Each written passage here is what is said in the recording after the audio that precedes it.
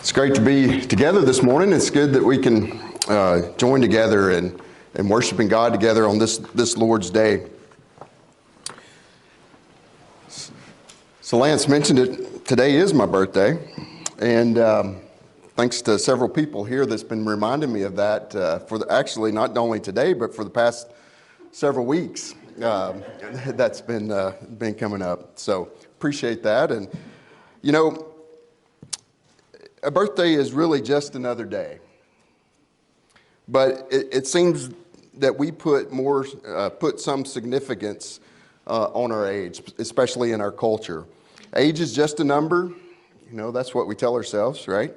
But really in our current era, in our current country, age is really closely tied to significant major personal milestones.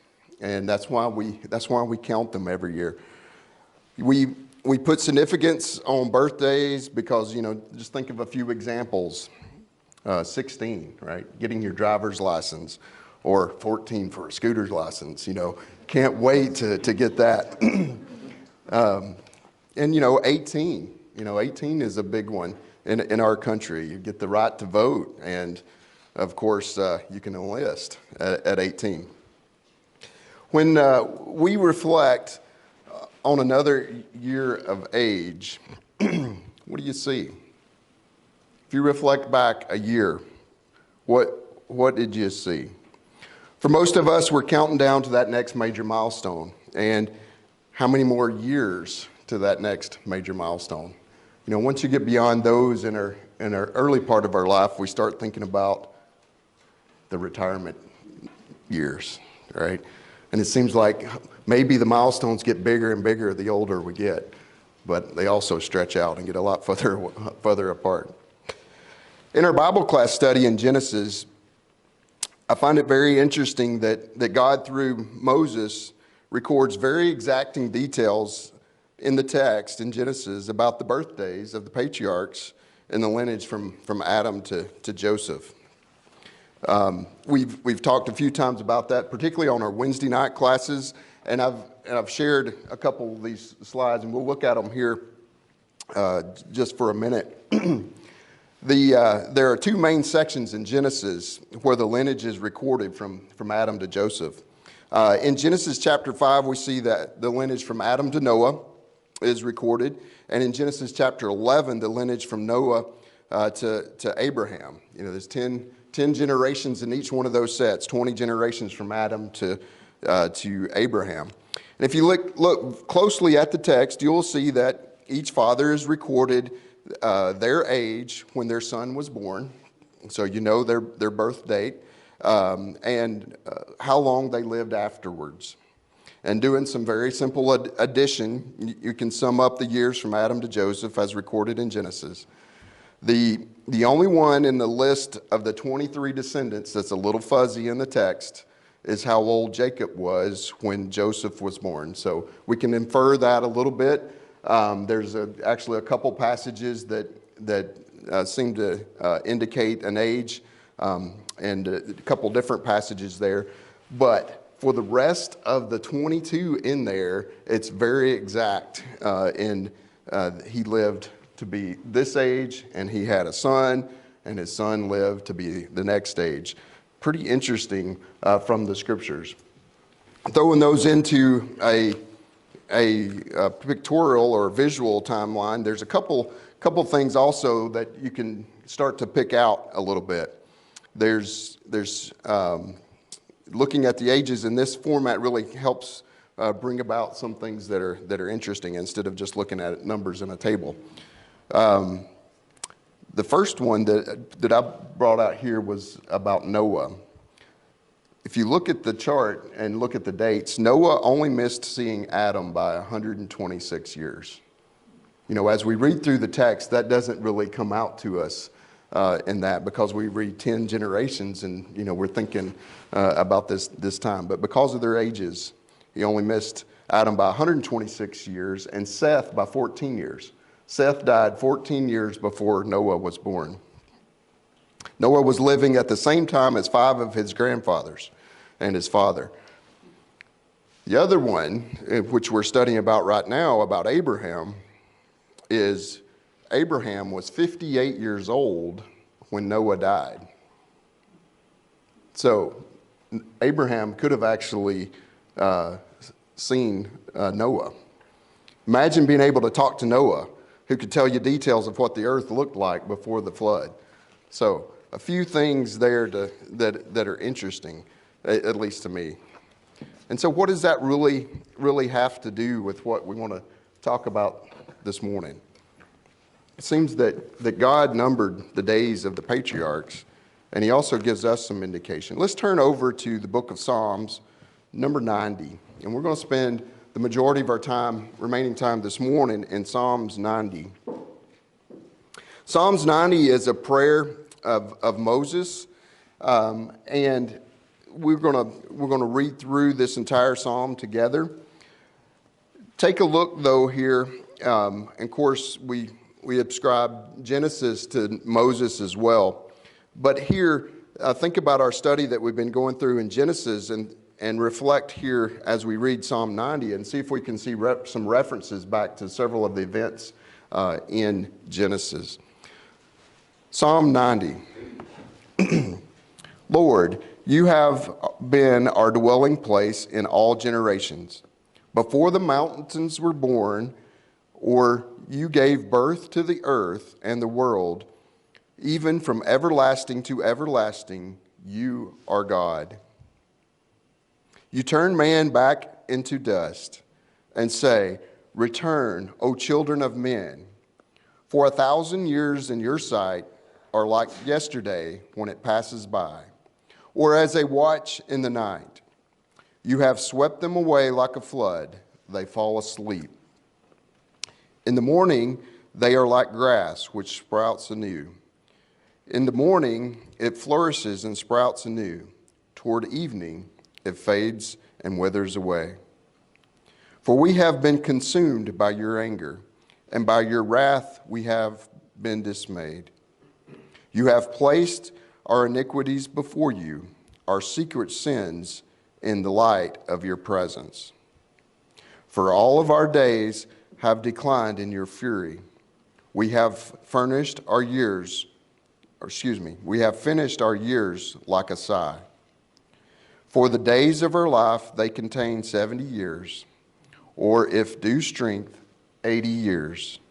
Yet their pride is but labor and sorrow, for soon it is gone, and we will fly away. Who understands the power of your anger and your fury according to the fear that is due you? So teach us to number our days, that we may present to you a heart of wisdom. Do return, O Lord. How long will it be, and be sorrow for your servants? O satisfy us in the morning with your loving kindness, that we may sing for joy and be glad all our days. Make us glad according to the days you have afflicted us, and the years we have seen evil. Let your work appear to your servants, and your majesty to their children. Let the favor of the Lord our God be upon us, and confirm for us the work of our hands. Yes, confirm the work of our hands. Moses really puts our life into perspective for us in Psalm 90. In verse 3, he reminds us that we are but dust, and we will return to it. Verse 9, our life is like a sigh. Verse 10, if our health and strength holds out, we will do well to make it to 80. But it's also a blessing and a curse, and usually increases labor and sorrow. Verse 15, often we will be afflicted and have to endure evil here on the earth. If we think back to what we just looked at in the chart about the lineage in Genesis, the average age before the flood of the men listed in the lineage was 912 years. They lived 912 years before the flood. That was the average without Enoch. The average age after the flood to Abraham was 332 years. The average age from Abraham to Joseph was 153 years. And Moses was about 500 years after Abraham. The average age in Moses' day here in Psalm chapter 90 was 70 to 80 years. I looked up the average age in the U.S. in 2022, 79 years, average age. So it should be no surprise to us that our days are numbered. We count them every year. Many times we have big celebrations for our yearly counting. But really the question is are we really counting our days? Are we really considering, like Moses said here, are we really considering that we teach us to number our days? Do we live like our days are numbered? Do we live each day knowing that we cannot live this day again, and once it's over, it's gone? It comes off the fixed total. If we're able to reach 80 years, that's 29,200 days. And if you're over 40, like the majority of us in this room, then the probability is that we're closer to 10,000 days remaining, maybe less. It's a pretty somber message of Psalms 90 if we think about it, very soberly and sincerely. We should consider it though. The call of Moses in verse 12 here is for us to number our days. But why? Why should we number our days? He says it there, that we may present to you, that is God, a heart of wisdom. The call of Moses here is to make sure that we're doing each day what God has planned for us and what God expects for us. Moses here is saying to us that we need to make sure that we're not doing foolishness our days. We're not being foolish with our time that God has allotted for us. No longer do we live 950 years like Noah. We have a lot shorter time to make sure that we repent and follow God. You know, it's too easy for us to decide how every day just to carry along and drift along like a raft on the lazy river. It's real easy to get up every day, go to work during the day, come home, eat some supper, and let the day pass by. What should we do with it? What should we do with each of our days? The encouragement for me in Psalms chapter 90 and looking at the record in Genesis is to determine what I'm going to do today. The decision is up to me to decide if I'm going to do anything else, if I'm going to do anything extra. Am I going to do anything beyond the minimum and just float down the river? Every day we should think about the sentence above and fill in the blank. That is a blank there. Today I have decided to do. Today's the last day of April.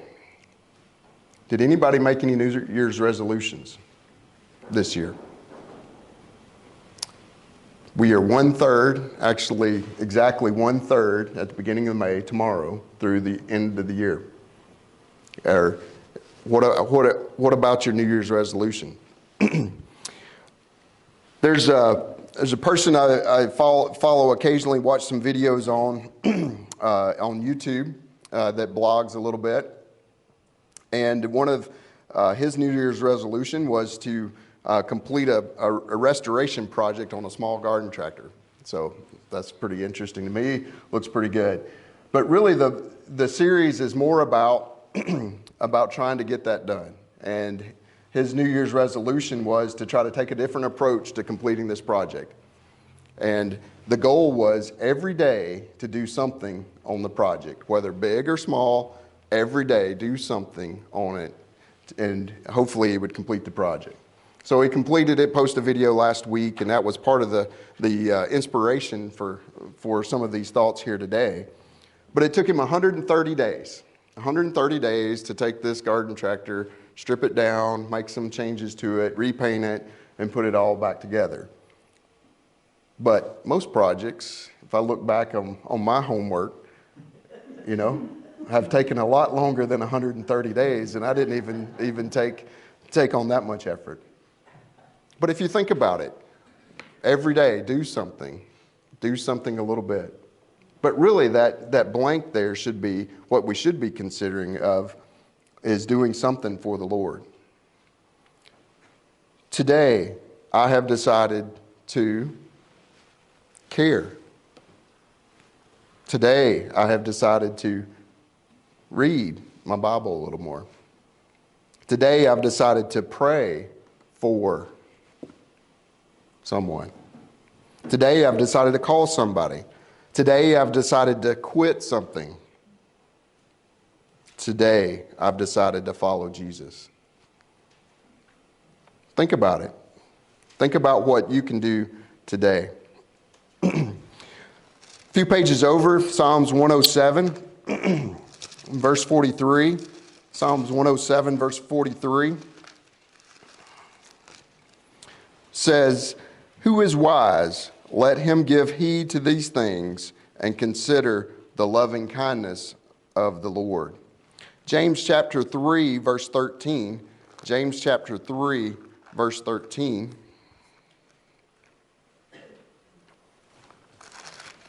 James 3:13.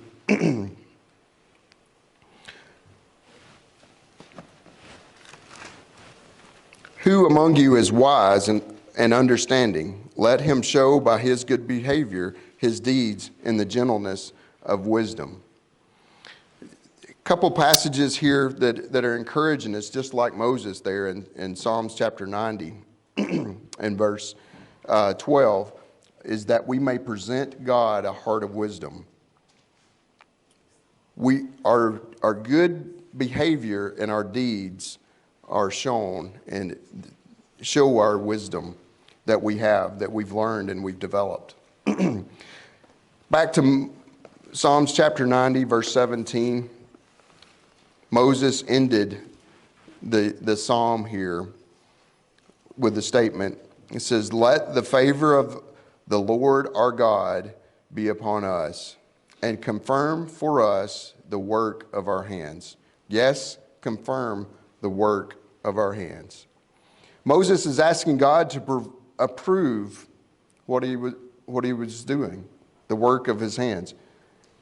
And you think about those things. Today I've decided to do this or that. We also make sure we need to put it in the context. Do you think God would approve what we decide to do with most of our days?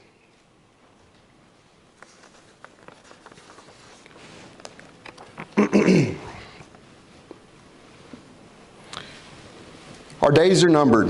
We will not live on this earth as long as the patriarchs. At the end of the book of Joshua, Joshua's famous charge to the Israelites was to leave their sinful practices behind and decide today, right now, to serve the Lord.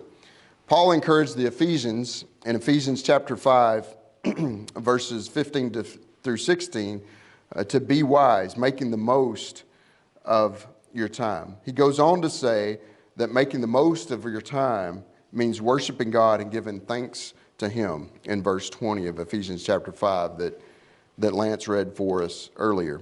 Let's look over to Joshua and just remind ourselves of that call there. Joshua chapter 24, verses 14 and 15. Joshua here is addressing all the Israelites close to the end of his life. Verse 14, "Now therefore fear the Lord and serve him in sincerity and in truth, and put away the gods which your fathers served beyond the river in Egypt, and serve the Lord. If it is disagreeable in your sight to serve the Lord, choose yourselves today whom you will serve, whether the gods which your fathers served, which are beyond the river, or the gods of the Amorites, in whose land you are living. But as for me and for my house, we will serve the Lord. Joshua said here, today, we will serve the Lord. That was what he chose to do that day. It's fairly clearly here that Joshua was giving the people the choice. He said, it's up to you. It's in your hands. You have the decision to make. God puts that same choice in our hands every day. It's up to us. We can choose. My birthday really doesn't count any more than every day. Let's make sure that we are using our days being productive for the Lord and not just waiting around for the next major milestone to get here. If there's anyone here this morning that needs to commit to serving God, commit your life to the Lord, to be baptized, or needs prayers, let your need be known as we stand and sing.